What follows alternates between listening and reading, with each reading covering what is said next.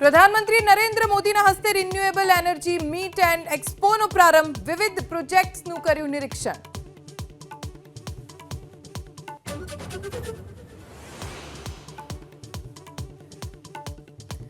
પ્રધાનમંત્રી મોદીએ વાવોલમાં સૂર્યઘર યોજનાના લાભાર્થીઓ સાથે કરી મુલાકાત.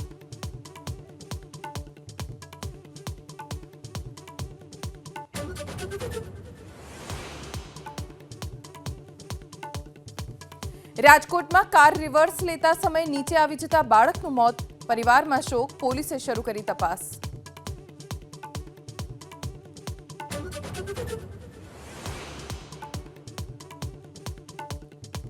રાજકોટમાં ફરી ઝડપાયો નશાનો સામાન, જંગલેશ્વર વિસ્તારમાં ગાંજાના સાથે 2 શખ્સોની ધરપકડ, 5 લાખથી વધુનો મુદ્દામાલ જપ્ત.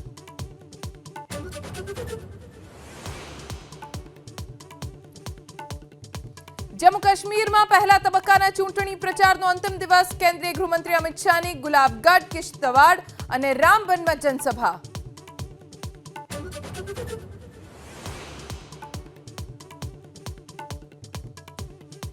અમેરિકાના ફ્લોરિડામાં ડોનાલ્ડ ટ્રમ્પના ગોલ્ફ ક્લબ બહાર ફાયરિંગ, પૂર્વ રાષ્ટ્રપતિ ટ્રમ્પ સુરક્ષિત, એક શંકાસ્પદની ધરપકડ.